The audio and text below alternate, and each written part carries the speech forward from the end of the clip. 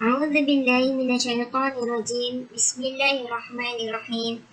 Yang mulia Cikgu Muhammad Amirul bin Abdul Rahim dan rakan-rakan yang dihormati sekalian. Assalamualaikum warahmatullahi wabarakatuh. Alhamdulillah bertemu lagi kita ni pada hari ini dalam kursus IT 61204 pengurusan kurikulum. Jadi sebelum saya memulakan hasil resensi buku The 48 Laws of Power, saya ingin memperkenalkan diri saya terlebih dahulu, iaitu saya 21MP023 Nurfaizah binti Sapar dari program Sarjana Perguruan Agama Syariah MOSI. Dos pilihan saya ialah dos yang ke-20, iaitu yang bertajuk Do Not Commit to Anyone. Sebagai mukadimah, ingin terlebih dahulu saya menyentuh sedikit mengenai buku yang saya resensi ini. Tajuk The Laws 20 ini yang saya pilih itu adalah berasal dari buku yang bertajuk The 48 Laws of Power yang ditulis oleh Robert Greene. Ia diterbitkan pada tahun 2000 oleh Profile Books Ltd. Okey, seterusnya jom kita ni masuk ke bahagian pertama dalam Laws 20 ini, yang tajuknya ialah Do Not Commit to Anyone but be courted by all.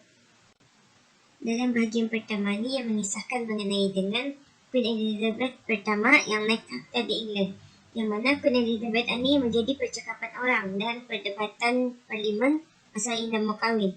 Sampaikan pada tahun 1596, parlimen telah hantar surat arahnya menyuruh kahwin, tapi Elizabeth ini menolak dengan secara yang baik dan indah menimbulkan perkelahian. Bukan itu saja, banyak lelaki-lelaki yang datang arah Elizabeth ini untuk melamar Elizabeth, tapi dengan macam-macam cara orang itu untuk memikat hatinya, tetap juga Elizabeth ini menerima. Jadi Elizabeth di sini dalam yang menolak itu yang menggunakan caranya yang halus, iaitu dengan bermain dengan minat lelaki itu bagi harapan orang, tapi at the same time Elizabeth menjauhi orang. Hingga di akhir hidup Queen Elizabeth ini, Queen Elizabeth ia indah kahwin dan telah digelar sebagai Virgin Queen.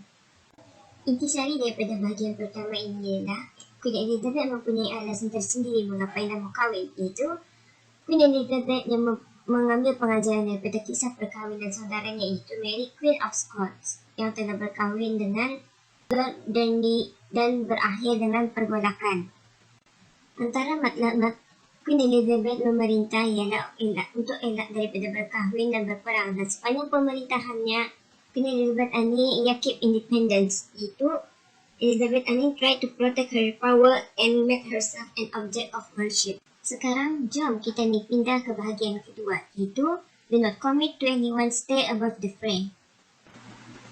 Pada bahagian kedua ini mengisahkan mengenai di akhir abad ke-15 terdapat beberapa bandar di Itali yang saling bertentangan antara satu sama lain, iaitu Venice, Florence, Rome dan Milan. Yang mana seperti yang dapat dilihat sebelah kiri, ia menunjukkan bahawa di tengah-tengah antara empat bandar tadi itu terdapat bandar Mantua, yang mana bandar Mantua ni telah diperintah oleh Gonzaga, yang mana Gonzaga ni merupakan seorang pahlawan yang kuat. Seterusnya, pada tahun 1490, Gonzaga telah berkahwin dengan Isabella, yang mana selepas berkahwin Gonzaga terlalu sibuk hingga pemerintahannya jatuh kepada Isabella. Semasa pemerintahan Isabella, terdapat banyak cabaran yang dihadapinya, iaitu terdapat pemerintah daripada empat bandar tadi. Diorang telah banyak meminta tolong daripada Isabella, yang mana masing-masing itu berjanji untuk melindungi mentua sekiranya Isabella menolong mereka. Tetapi semua itu tidak dipercayai oleh Isabella, dan Isabella telah melakukan kepintarannya, iaitu bercakap dan berbuat baik kepada diorang itu supaya diorang tidak tersinggung. Hingga akhirnya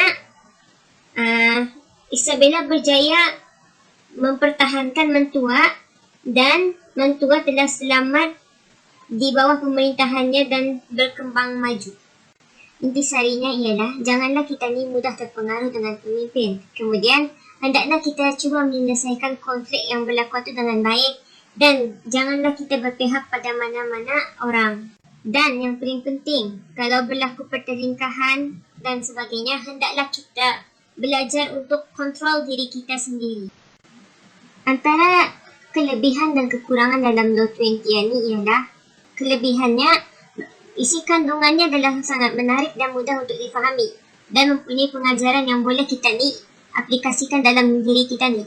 Tetapi terdapat juga kekurangannya, itu bagi saya terdapat contoh-contoh yang diberikan itu berdasarkan kisah lama dan terdapat teknik yang tidak patut diikuti oleh kita ni. Jadi manfaat yang dapat diambil daripada Law 20 ialah jangan kita ni menyebelahi mana-mana pihak jika kita ni tidak terlibat dalam mana-mana perselisihan ataupun pergaduhan. Serta hendaklah kita ni mendengar penjelasan dari dua belah pihak dan tidak melibatkan diri di dalam mana-mana perbelahan. Biar orang mengata kita ni tidak menolong atau sebagainya, tapi yang penting kita ni keep independence dan nasihati saja dengan baik-baik dan tidak menjatuhi orang lain. Secara kesimpulannya, saya bawakan satu ayat daripada Al-Quran, iaitu surah Taha ayat 44, yang mana maksudnya ialah, maka kamu katakan kepadanya kata-kata yang lemah lembut, mudah-mudahan dia beringat, yakni sedar atau takut kepada Tuhan. Artinya, kita digalakkan untuk menasihati seseorang dengan lemah lembut agar mereka tidak tersakit hati dan sebagainya. Kemudian, kalau ada pertelingkahan, janganlah kita ni melibatkan diri kita ni. Pasal, by not committing, we will be free like a flying bird in the air and become the master of other people. But, if we commit, we will become like a bird in cage, dependent on others, and others will be our masters.